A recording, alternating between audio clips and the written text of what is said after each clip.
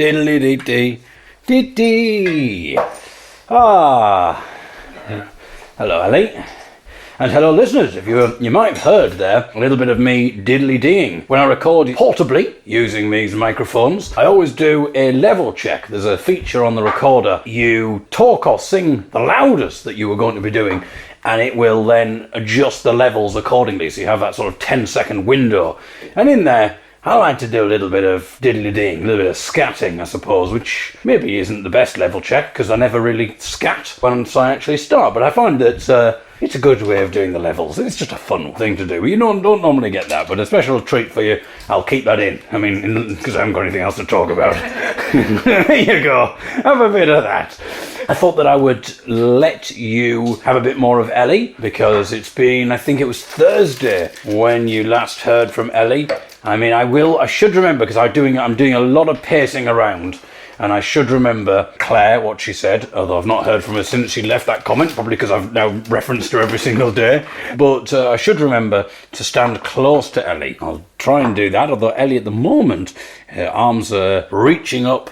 I am looking for the sumac. What are we making, Ellie? We're making za'atar spiced salmon. Oh, za'atar. Which is going to be cooked with tomatoes and broccoli. And then we're also going to have some roasted spiced broccoli with a tahini sauce and pomegranate molasses, plus couscous and maybe a couple of preserved lemons in there. Za'atar, eh? Yeah, it's a Middle Eastern spice mix. I believe that's what the Spice Girls were singing. Za'atar. That Is that must what be they were it. singing? Yes, I never understood before, but I suppose it makes sense. They're the Spice Girls.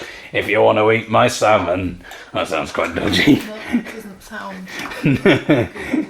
Yeah, it's a mixture of coriander, thyme, cumin, sumac, salt, pepper, and maybe a bit of chilli. I'm very disappointed on the subject of food. After yesterday's episode of The Eagle is Stranded, I'm surprised, I'm shocked and disappointed to announce that as of yet, we do not have any listener feedback regarding an anecdote on the subject of jackfruit.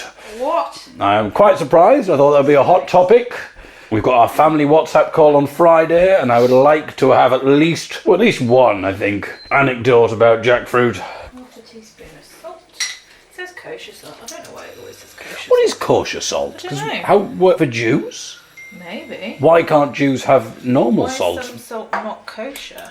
Yeah. Do you want some optional chili flakes in it? Yes, I think that sounds good.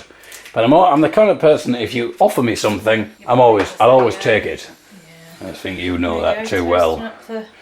What is kosher salt? Kosher salt or koshering salt is coarse edible salt without common additives such as iodine, used in cooking and not at the table. It consists mainly of sodium chloride and may include anti-caking agents. So it's got nothing to do with Jews. The term kosher salt gained common usage in North America and refers to its use in the Jewish religious practice of dry brining meats, known as kashering, and not to the salt itself being manufactured under any religious guidelines. Ah. Well, the spice mix is now ready for you to sniff. Oh. My goodness, that's a lovely smell. Quite earthy, isn't it? But there's a Yeah. little zest to it. Do we need to turn the oven on? Yes, we will need to turn the Shall I oven do that on. now? Yeah, let me find the recipe. I'm going to guess. I'm just going to turn the dial of the oven to where I think it is going to be, and Ellie can tell me how accurate I am. Here we go. I think I'm going to go there. Okay, you've gone Am I higher or should I be lower? gone to about 220 degrees. I've gone to 220. That's where I've pitched it. Just a second while I provide some dramatic game show music. Okay, listeners, so I have set the dial on the oven to 220, but is it higher or is it lower? Are you sure you want to stick with that? Yeah, yes, I'm sure.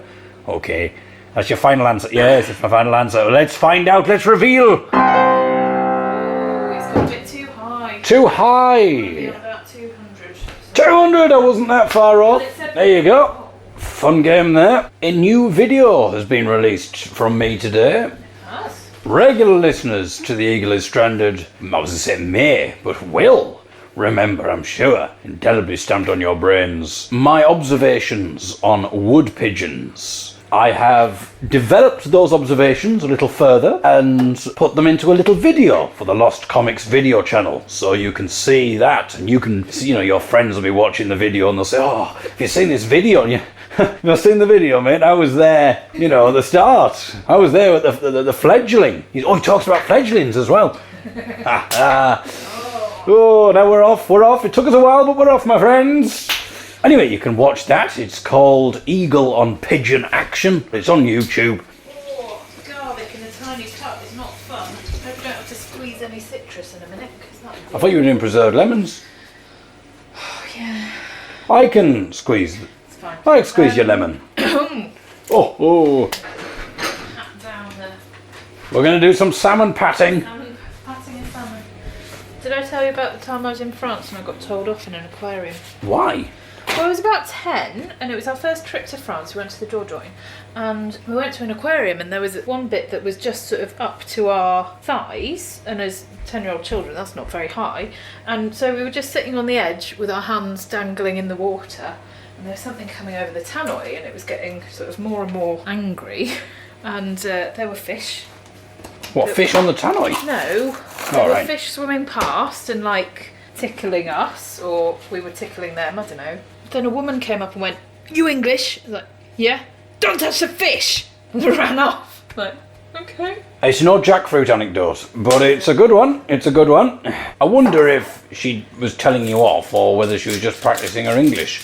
No, Or practicing her language so skills. I think Maybe she goes around all the people, taps them on the shoulder, guesses what language, where they're from. That's part of the game. I bet you I can guess. And then, I bet you I can say, don't touch the fish in that language. I think she'd done it in French, she'd done it in Spanish and Italian. Well, that's very Over the impressive. tannoy. I wonder if she knows... when- Does she know how to speak fluently those languages, or has she just got certain phrases like, don't touch the I fish? think if you work in an aquarium, Then, don't touch the fish is one of the first things you learn. Still, 25, 26 years later, You remember it. I remember that woman shouting at me. Well, Don't touch the fish! we've got a surprise for you, Ellie. She's here today! She's been, well, she can't come in the room. Well, maybe we could get in touch with that person somehow, with our contacts. Yeah. I know the listeners sometimes fail me. I ask them, do you say soured cream or sour cream? Nothing. I ask them for anecdotes about jackfruit. Nothing. But I'm sure sometimes the listeners surprise me and they will pool their resources together and we can track that woman down. That was when I learned the word troglodyte. Oh, really? Yep.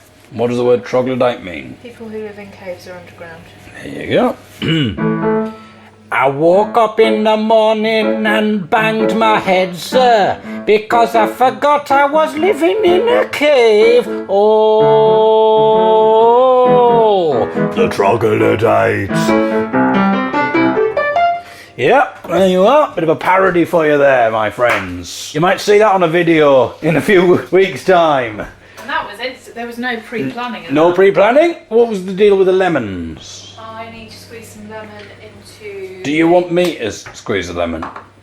Yeah. Because it's not difficult, Ellie. No, I know it's not It's difficult. easy peasy. I know. Lemon squeezy.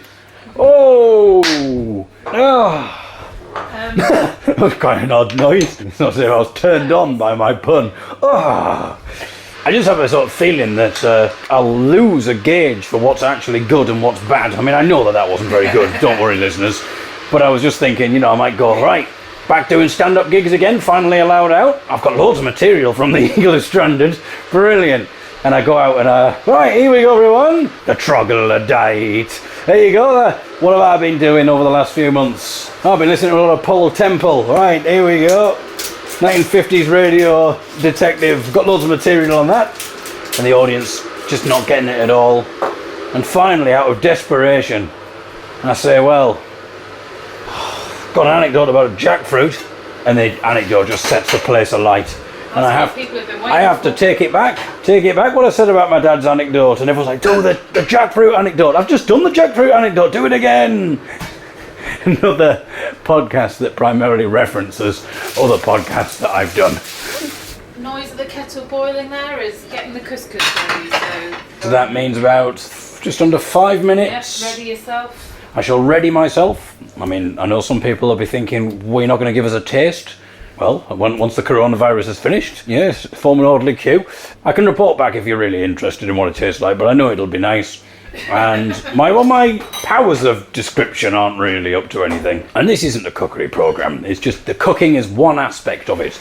There's puns about birds, there's puns about cave dwellers. I bid you goodbye. Now get on YouTube and watch me talk about pigeons for 3 minutes. I'll just get close to Ellie so she can say goodbye. Goodbye. There you go.